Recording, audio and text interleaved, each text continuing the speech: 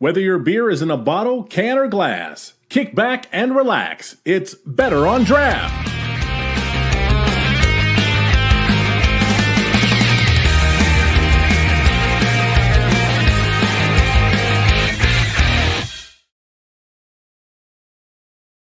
Hello and welcome to Better on Draft. My name is Rob. I am one of your hosts here.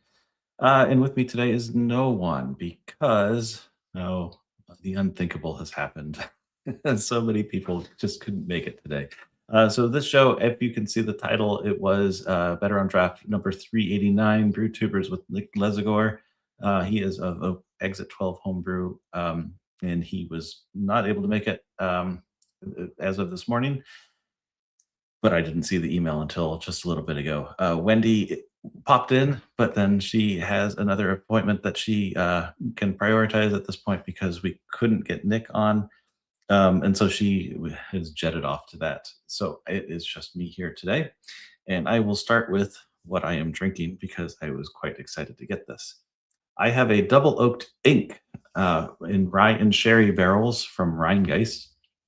This is fresh out of a growler that I filled yesterday. Oh, and it is delicious. It smells like sherry. It tastes like stout. So good.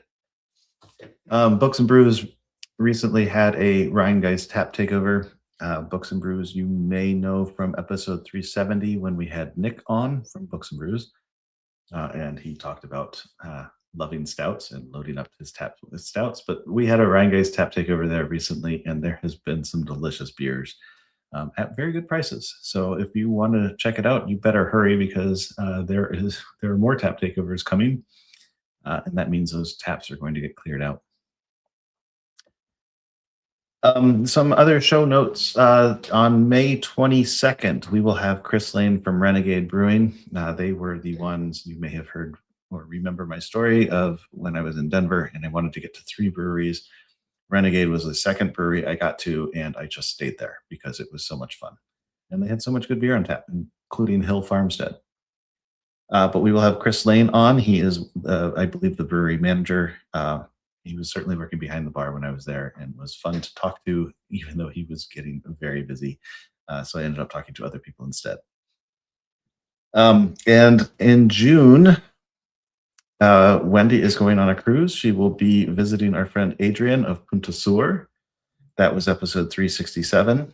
And she is going to try the lionfish pizza, I hope.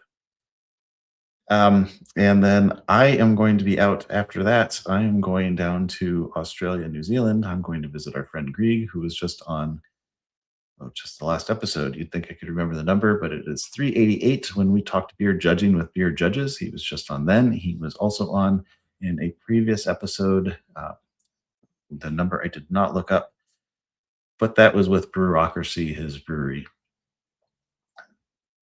So I am looking forward to that, not just going to Australia, but also seeing my friend Greg and hanging out and actually getting to meet his brewery because I have certainly spent a lot of time with Greg. I have not spent time in his brewery yet.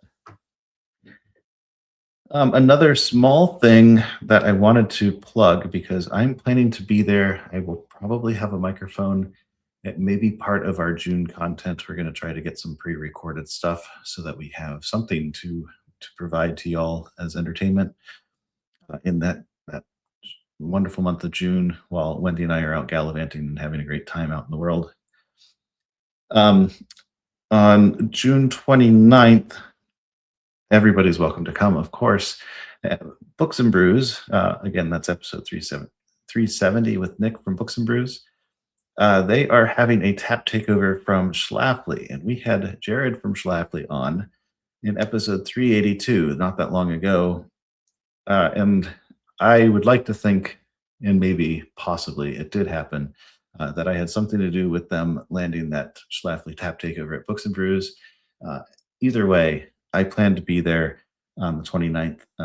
So if you are in town and want to come, have some Schlafly, maybe say hi, possibly get recorded to get your opinion on the beers you're having or the fun that you're having, or just if you're going to sing a song, whatever. We'll see what we can do there.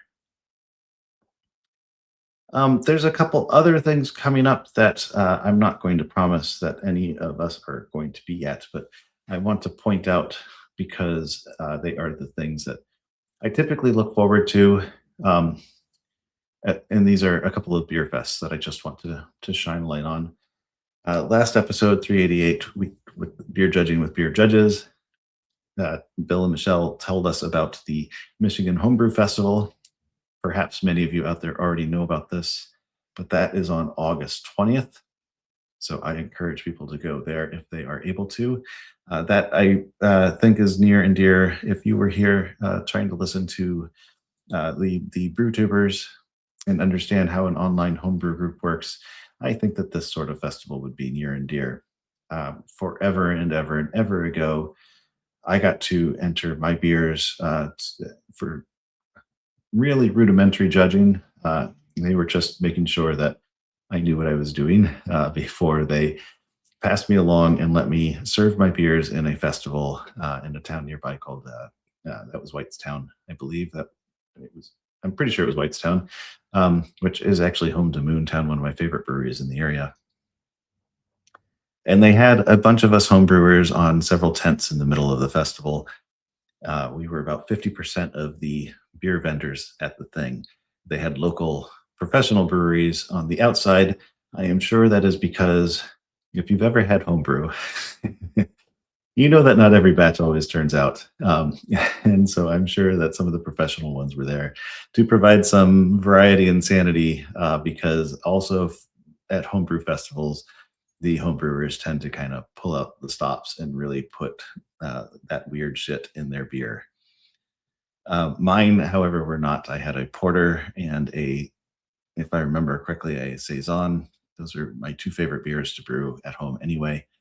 And that's what I served. I was flattered. Oh, I'm sorry. No, it was a Dunkel Wilson is what I had, a Dunkelweizen. And I was flattered because a couple of people just kept coming back for the Dunkelweizen because they were happy with how straightforward and drinkable it was. So that felt very nice. I didn't win any awards because I did not put bubblegum in my beer or marshmallows or whatever else was the fad at the time. But anyway, those homebrew festivals are a lot of fun. Again, you get to try so many different types of beer, experimental stuff people are just having so much fun with. I've been to some where there are still brew kettles out. This is Homebrew Month. The big brew day, ooh, I should have looked that one up, is coming if it hasn't already come. But that is a great day if you have a local homebrew shop. They will almost certainly be organizing something. I've been to a couple of those, and it's just there's so many outside burners going, and people just brewing beer and drinking beer and having a wonderful time in some parking lot somewhere. So if you can find one of those coming up, that's good too. Okay, so I've digressed a bit from the Michigan Homebrew Festival on August 20th, and I want to move on to the next festival, but first some beer. Here in dear and closer to my home would be the Indianapolis Beer Fest that's coming up. The Summer Fest is July 18th. That is at Victory Field. That is where the local baseball team plays. So it's a baseball stadium. I went, I think it was last year, and it rained cats and dogs. It was so rainy. So they had to move it, well, kind of inside. You know, it's a baseball stadium, so there's not really an inside.